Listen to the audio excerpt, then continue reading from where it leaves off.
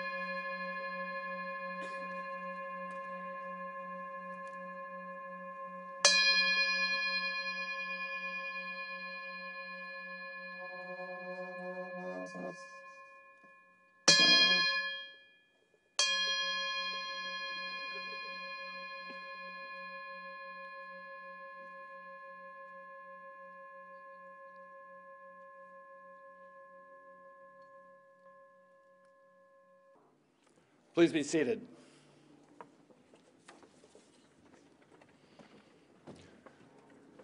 Welcome to the 2012 Stanford University Baccalaureate. This ceremony has a long history in American universities. The same word that refers to the college degree also means a religious service for graduating students.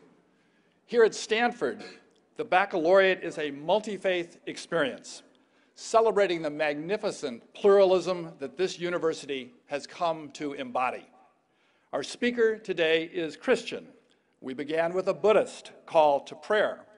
And you'll also hear readings from the Native American, Muslim, Jewish, and Christian sources. Talisman will sing spiritual songs from Africa and the African diaspora, and Taiko's drumming blessing has Japanese roots.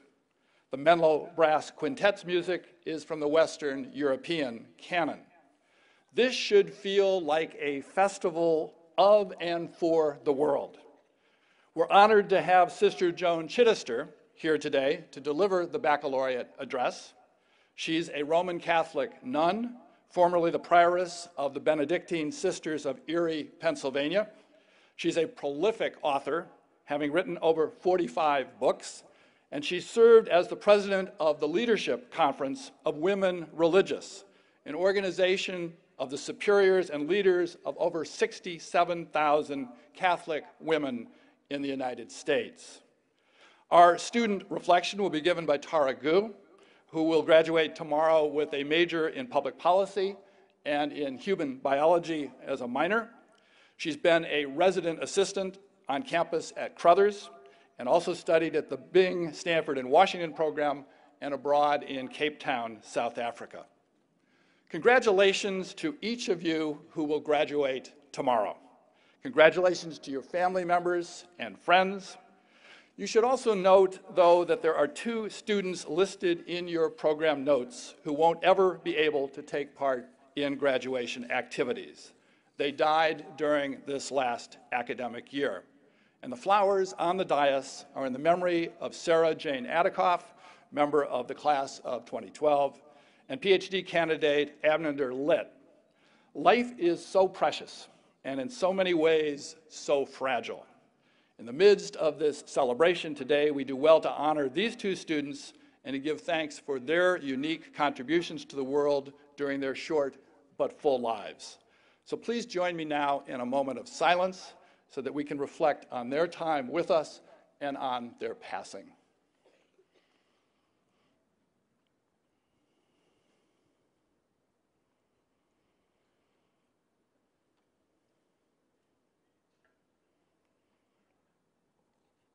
Amen. Please join me now in the invocation. Then I was standing on the highest mountain of them all, and around me was the whole hoop of the world. And while I stood there, I saw more than I can tell, and I understood more than I saw. For I was seeing in the sacred manner the shape of all things of the Spirit, and the shapes as they must live together like one being. And I saw that the sacred hoop of my people was one of many hoops that make one circle, wide as daylight and starlight. And in the center grew one mighty flowering tree to shelter all the children of one mother and one father. And I saw that it was holy.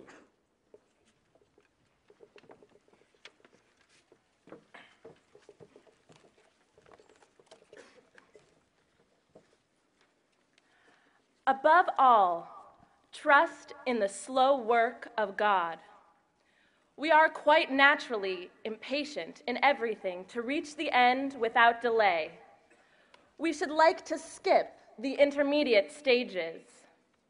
We are impatient of being on the way to something unknown, something new.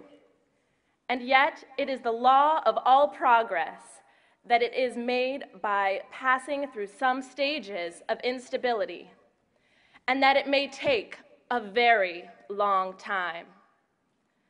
And so I think it is with you. Your ideas mature gradually. Let them grow. Let them shape themselves without undue haste. Don't try to force them on, as though you could be today what time, that is to say, grace and circumstances acting on your own goodwill, will make you tomorrow. Only God could say what this new spirit gradually forming within you will be. Give our Lord the benefit of believing that his hand is leading you, and accept the anxiety of feeling yourself in suspense and incomplete.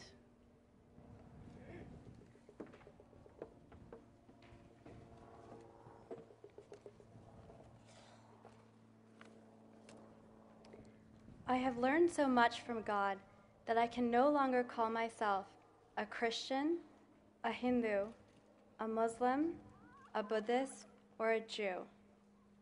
The truth has shared so much of itself with me that I can no longer call myself a man, a woman, an angel, or even a pure soul.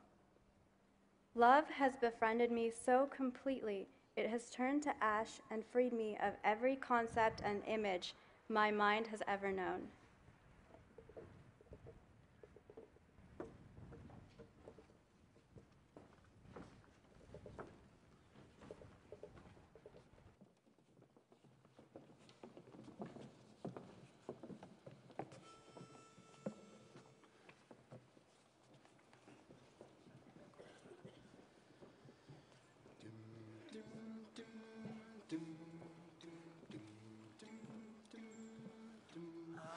Sitting here wanting memories to teach me to see the beauty in the world through my own eyes. I am sitting here wanting memories to teach me to see the beauty in the world through my own eyes. You used to rock me in the cradle of your arms. You said you'd hold me till the pains of life were gone. You said you'd comfort me in times like these, and now I need you. Now I need you. And you are gone.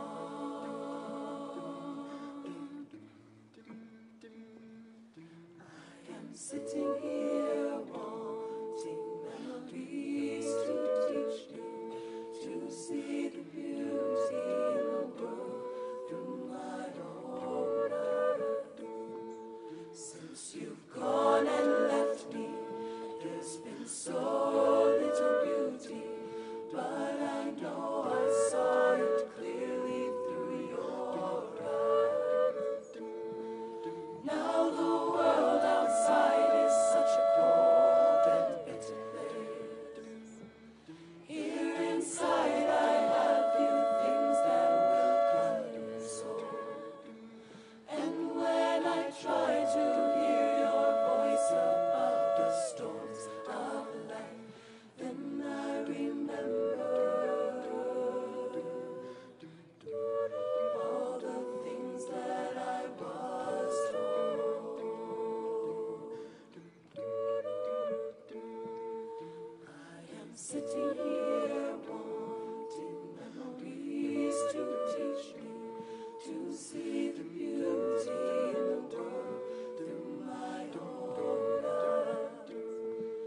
I am sitting here wanting memories to teach me to see the beauty in the world through my own eyes. I think on the things that made me feel so wonderful when I was young. I think on the things that made me laugh, made me dance, made me sing.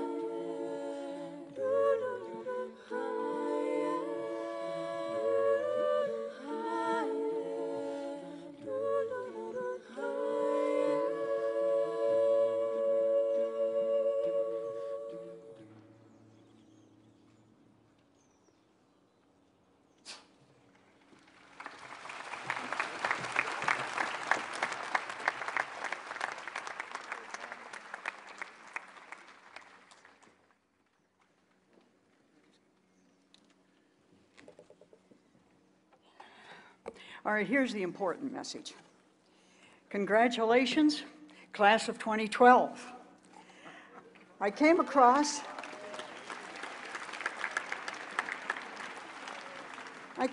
the country to give you a news flash. It's a short message. It's this: you're very important. You're important to the rest of the country, and you're important to this world. No matter what the newspapers say, we are waiting for you. We need you badly. And the question is not why. You know why. The question is only, how will you respond to the rest of this world? As a follower or as a leader? And if as a leader, if that is your aspiration already, then what kind of a leader will you be? Bertolt Brecht, a German dramatist, wrote that there are many elements to a campaign. Leadership is number one. Everything else, he said, is number two. And Walter Lippmann said the final test of a leader is someone who leaves behind themselves in another year, in other graduates, the conviction and the will to carry on what they began. But how do we know what it really means to be a leader, and how do we know who should do it? There are clues to those answers in folk literature, I think. The first story that we tell back home about leadership is this one. It's about two boats that meet head-on in a shipping channel at night. And as boats are wont to do in the dark, boat number one flashed, boat number two, "We are on a collision course. Turn your boat 10 degrees north." Boat two signaled back, "Yes, we are on a collision course. Turn your boat 10 degrees south." Boat number one signaled again, "I am an admiral in Her Majesty's Navy, and I am telling you to turn your boat 10 degrees north."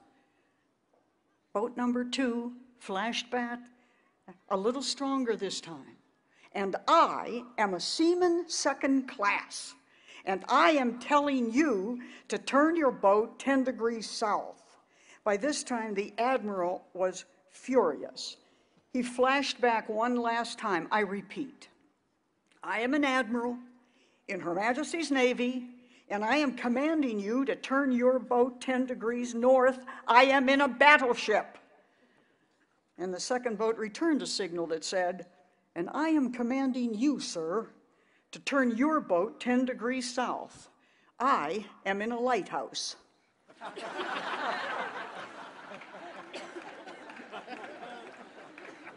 Point.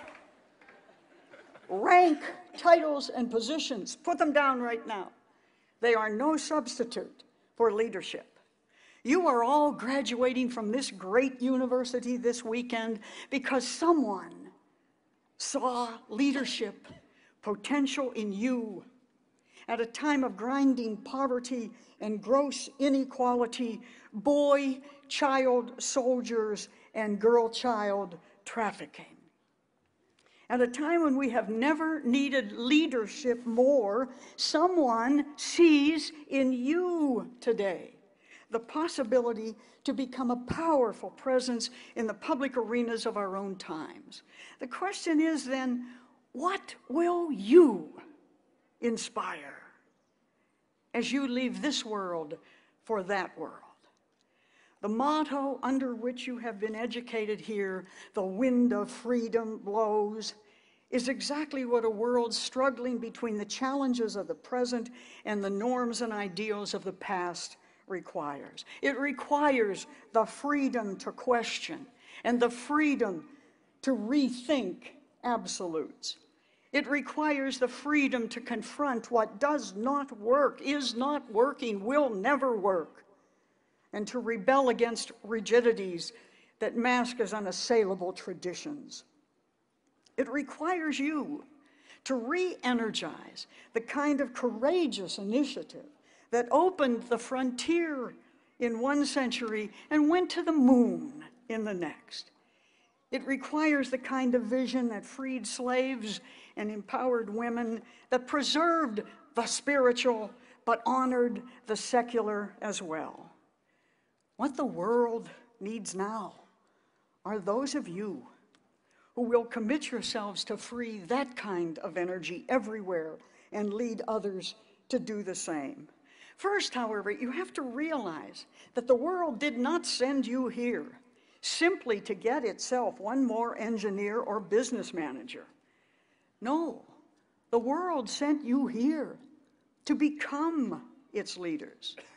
But note well, the world you have been given to lead is both glorious and grim. One right step and the whole world can become new again. One more wrong step and the globe itself is in irreversible danger. Indeed, we need a new direction. Indeed, we ourselves need a new point of view. We need a more complete human agenda. No, the world does not really need the skills you learned here. Today's skills will all change anyway in the next 5 years. And the world does not need answers either. Answers are easy to come by. You Google them. What the world really needs from you now is the courage to ask the right questions without apology, without fear, without closed-mindedness, and without end. It needs those who will lead from the vantage point of new questions, not old answers, from the perspective of global needs, not simply parochial interests. Why? Because as we sit here today, all of you in glorious gowns and the caps of achievement, 2/3 of the hungry of this world are women. That's why. 2/3 of the illiterate of this world are women. 2/3 of the poorest in this world are women. That cannot be an accident. That has to be policy. Clearly, someone somewhere has decided that women need less, want less, deserve less. Where are the leaders who will change these things? Are they sitting us in front of us today or not? The ozone layer, the placenta,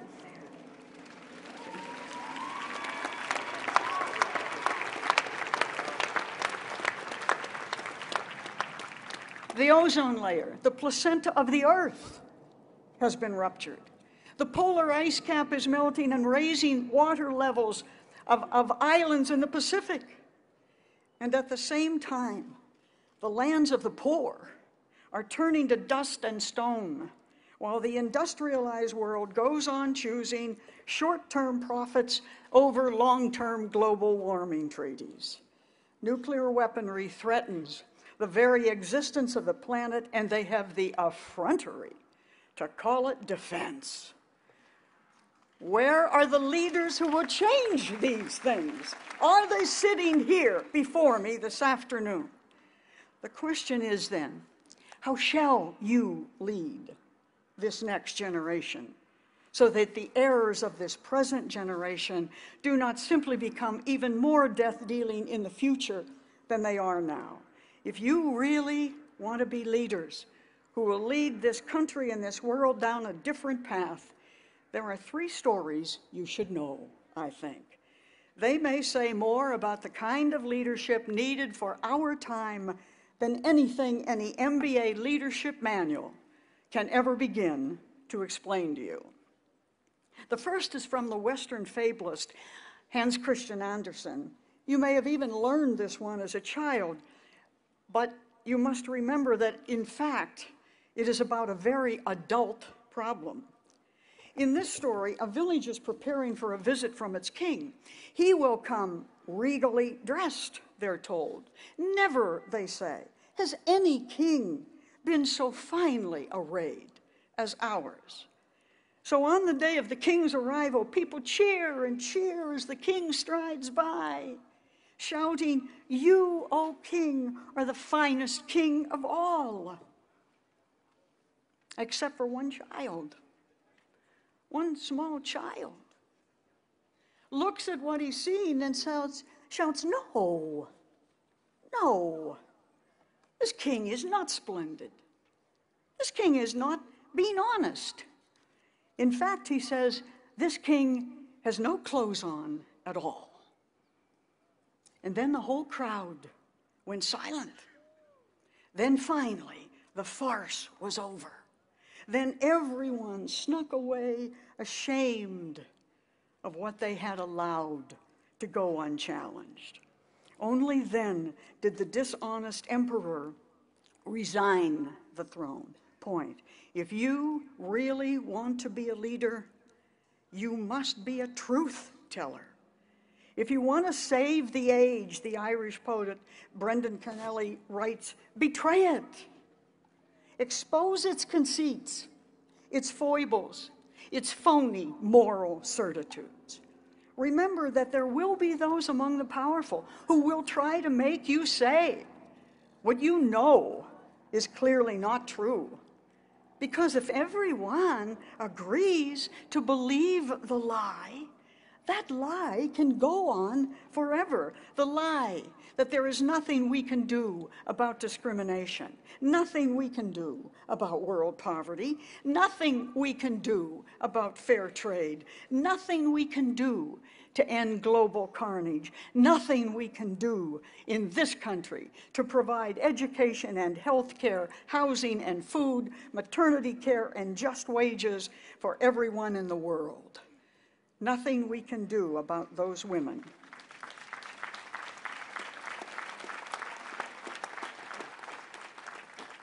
Nothing we can do about those women who, as you and I look in one another's eyes right now, are someplace, somewhere, in great global numbers, being raped, beaten, trafficked, silenced.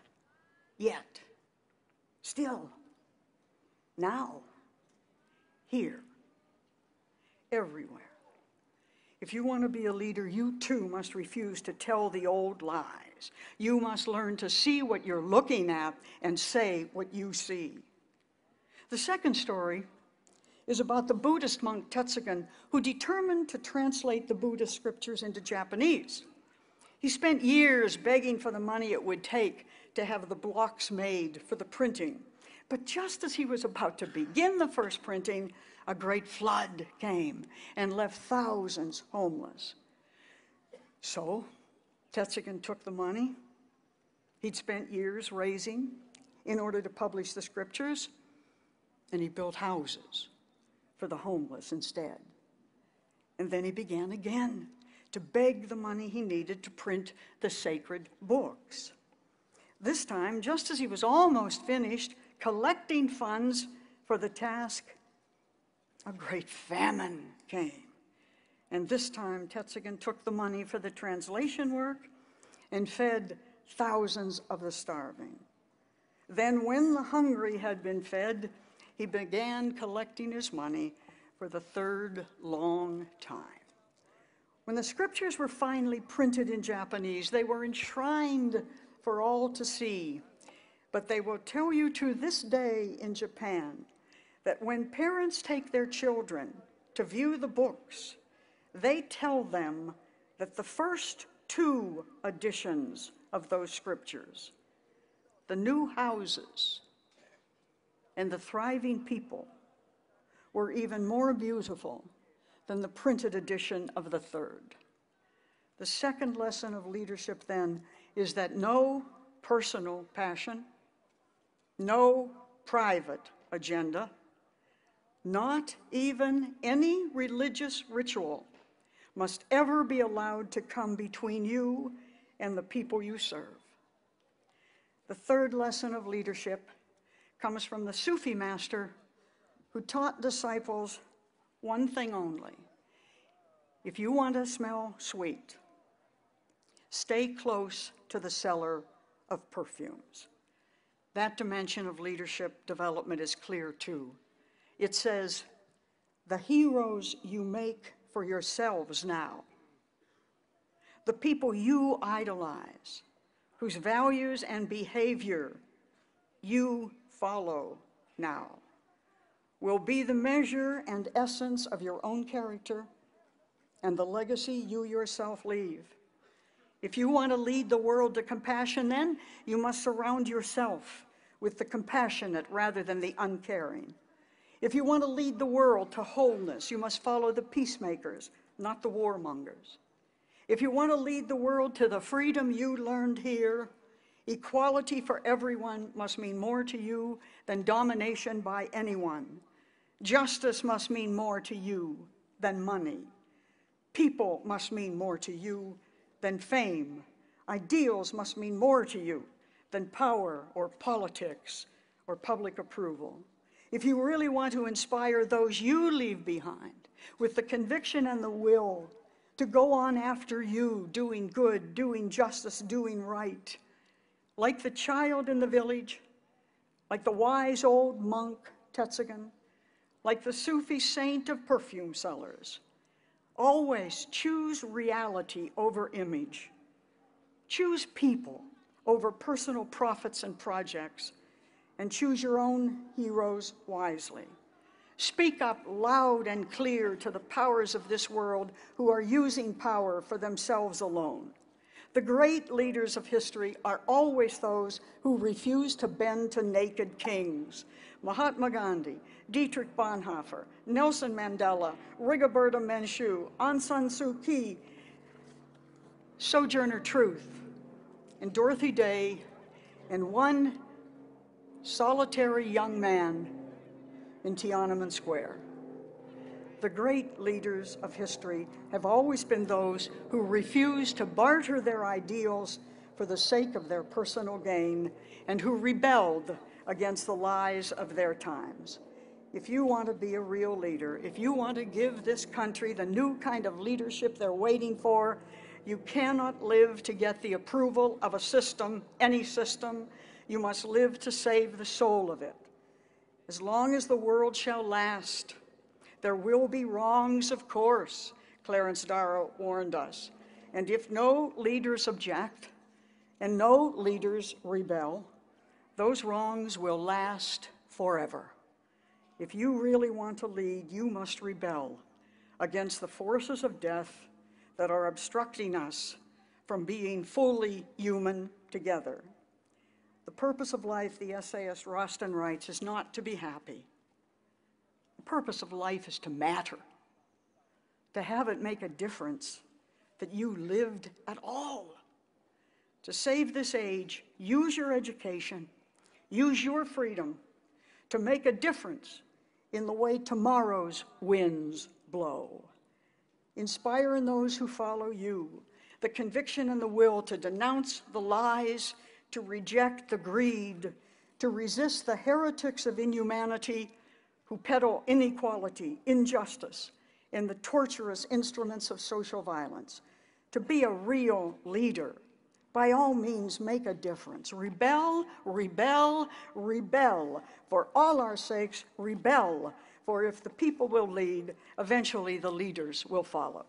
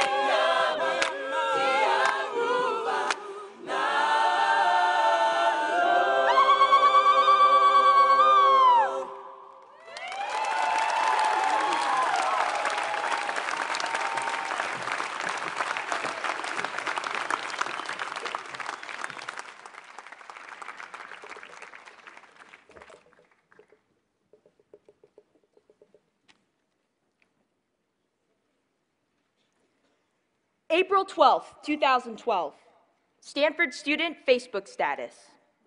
So I'm walking between the library and Hoover Tower when Oprah flies by me on a golf cart with an armada of fans pursuing her on bike as her bodyguard is yelling into his wrist mic. Hashtag Stanford Life. In typical Stanford Life fashion, I've had the privilege to meet extraordinary individuals on this campus over the past 4 years. But of all the people I've met, the most important person I've met is me. I've become closer to knowing who I am. By who I am, I mean what I care about, my values, priorities, beliefs, whether I can even articulate those values, and how well I can live up to those beliefs. Our society increasingly obsesses over metrics, or the idea of measuring quantifiable results of our actions. We measure percent gain in shareholding value, increase in student performance on standardized test scores, and net revenue per physician. But in trumpeting results, we have sometimes forsaken the process. Business ethics have deteriorated. Some teachers have taught to the test. Patient-physician relationships have strained. In emphasizing metrics, we equate achievement with scoring higher on the measurable things that we have identified, and we further reinforce these specified metrics. This is problematic for two reasons. One, we define results only as measurable things, and we neglect the immeasurable. And two, how do we know that we are measuring the right things? For most of us, throughout our lives, our metric of achievement has been grounded in what we do. What we do arguably granted us admission to Stanford, and it has been the focus of our attention since we were little. At age 5, it was, what do you want to be when you grow up? And at age 22, it is that dreaded question, what are you going to do next year? Having an answer to these questions elicits oohs and ahs, as if having a plan for achievement is half the achievement. We are asked about the result that we want, but we are rarely asked to reflect upon the process. By process, I mean the question of who we want to be. Who do you want to be when you grow up? Who do you want to be next year? These are far more difficult questions to answer, and yet most of us spend less time thinking about them.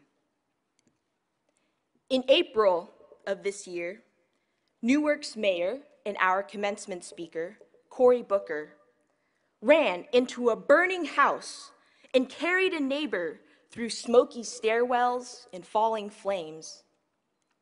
Why were we so impressed with Mayor Booker's actions that we tweeted, #Stanford commencement speaker, #like-a-boss? Were we drawn to the result of his Dark Knight heroics, his achievement of saving someone's life? Or did we admire what his actions said about who he is, his ability to live up to his values of public service? Graduation marks a result. That coveted 8 by 11-inch piece of paper will grant us another neat line of size 10 Times New Roman font to add to our resumes. But those pretty calligraphy letters do not reveal anything about the process. They do not say anything about the philosophical late-night hallway conversations, the chicken tenders from Axe and Palm, or the saddening loss of 2 members from our community this year. Results are measurable, but not memorable. What is memorable is not measurable, and what is measurable is not memorable. Congratulations. Oh, 12! Oh, 12! Thank you.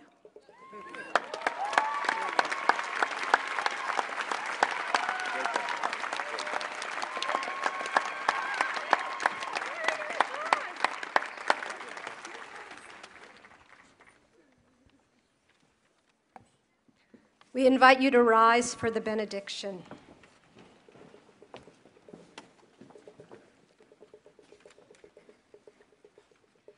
There is a divine dream which the prophets and the rabbis have cherished and which fills our prayers and permeates the acts of true piety. It is a dream of a world rid of evil by the grace of God as well as by the efforts of people who are dedicated to the task of establishing the oneness of God in the world. The Eternal has not created the universe so that we might have opportunities to satisfy greed, envy, and ambition. We should not spend our lives hunting for trivial satisfactions while God is waiting for our efforts and devotion. We have not survived so that we might waste our years in vulgar vanities. God is waiting for us to redeem the world.